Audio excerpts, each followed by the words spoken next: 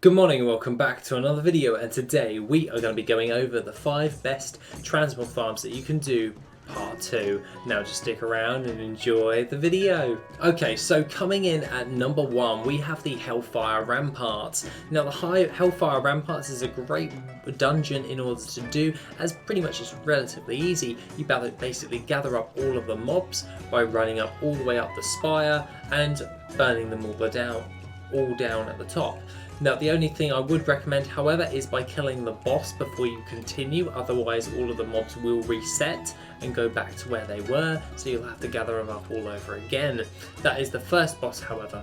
The other 2 bosses you don't even need to touch because they don't drop anything of note, which then you can sell on. What you'll be wanting to primarily focus on is the mobs. The only thing is, with the first boss you can't really get around him all that much, as if you're gathering up all of the mobs they'll just all gather up. So what I would recommend is by killing him as well, but the other 2 bosses you don't need to touch. What you will do, however, is once you've burned all of those bosses down, you can actually drop down onto the ledge and just instantly run out. It's really that easy, as it's kind of like a circular shaped fashion in like a spiral. So basically you start here, you spin up, and then you just drop down, and then you run out.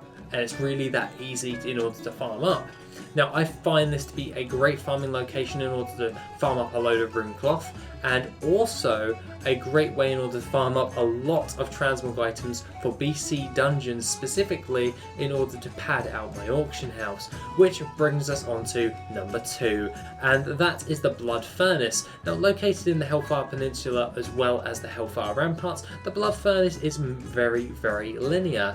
Now this makes it a great farming location in order to just gather up mobs, and I find this to be a great way in order to just gather them all up, burn them down, and then dream walk in and out of the instance in order to farm it up effectively. What I do tend to do is just run it very linearly, burn them down, and do all of that. Now aside from things like the Hellfire Ramparts, there's no really easy way in order to go back to the entrance. You'll have to run back to the beginning again, unless you've got actual dream walk ability or you're using the proving grounds technique.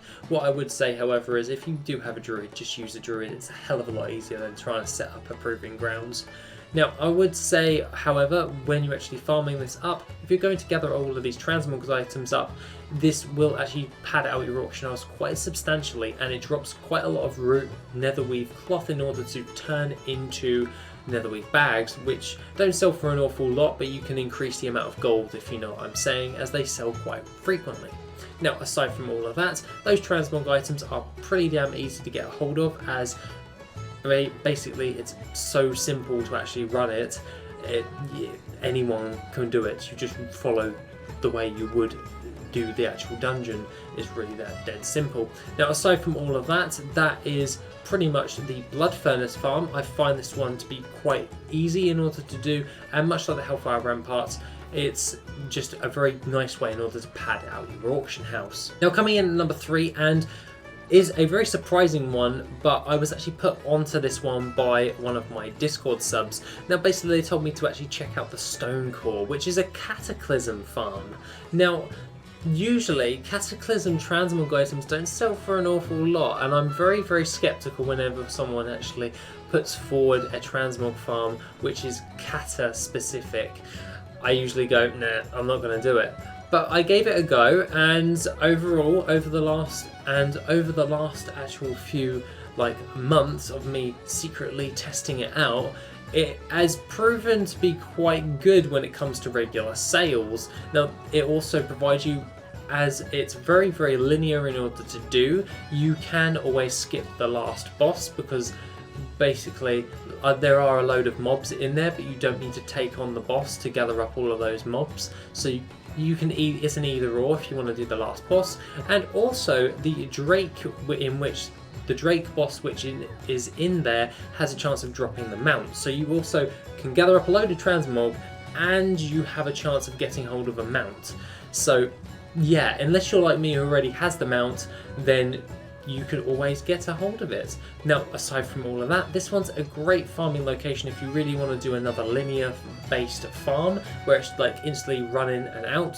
And Other than that, there are portals on the floor after you've killed a boss, in which that takes you back to the beginning again, which then you can instantly jump out and reset. You can basically hit your lockout within about 20 minutes. It's really easy, and you can clear all of the mobs as well. So it's something that you may want to bear in mind when you want to pad out your auction house. Now, aside from all of that, the STONECORE is very easy in order to run, and highly recommended if you are someone who doesn't have an awful lot of time on their hands to farm up Transmog, but would like to get into the game and pad out their auction house. Now, aside from that, this doesn't take that long to hit your instance lockout, so your time invested for your return is actually quite high for when it comes to the grand scheme of Transmog items, so I'd highly actually recommend this one.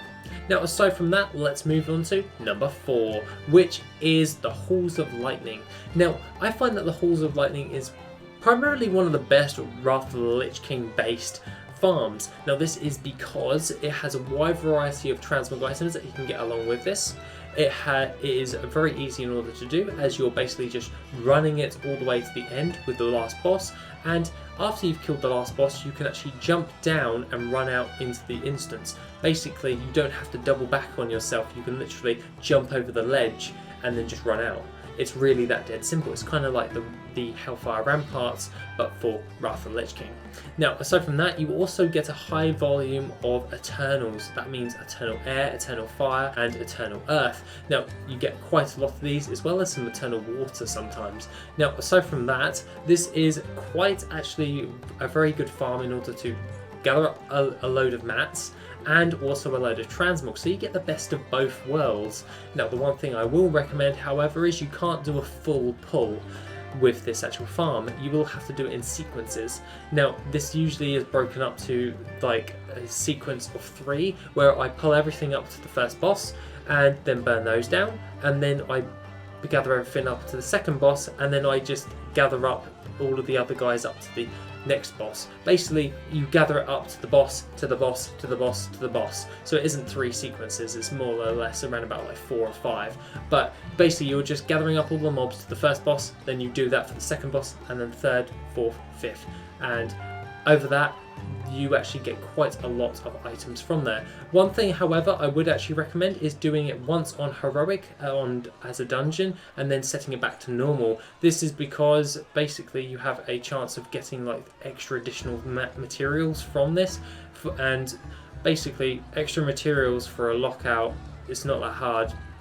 It actually gives you quite a decent amount of a little bit of an uptick when you're actually doing this farm. So that's one thing you actually might want to bear in mind. The easiest way I found actually to farm this is with a Demon Hunter, as with his glide ability, I can actually get back to the entrance portal again really easily once I jump off of that ledge, because I use glide and I use the dash in order to get over there like super fast. And it actually beats my druid in speed for actually farming this up. So I found that one to be very interesting overall. So definitely recommended with farming with a Demon Hunter.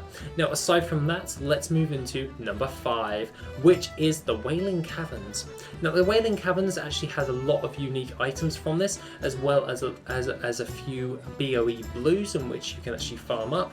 These are pretty damn good.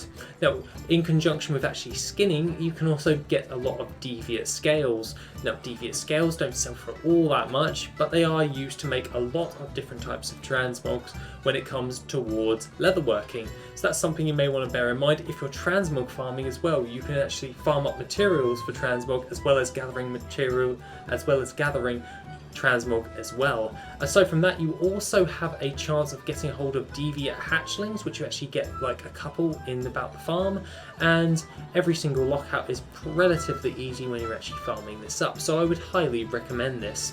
Now, aside from all of that, I find that the Wailing Caverns, it takes no time at all in order to farm up, and especially if you have your Dreamwalk ability, you can pretty much just do the farm really easily. It's pretty dead simple. It just makes it a hell of a lot easier to farm up. Basically, you should mainly do most transmog farms on a druid just because of the Dreamwalk ability. Now, aside from all of that, that is another load of what I consider as the 5 best transmog farms to do right now, part number 2. Have an awesome rest of the day, guys, and I shall see you in the next video, which will be tomorrow.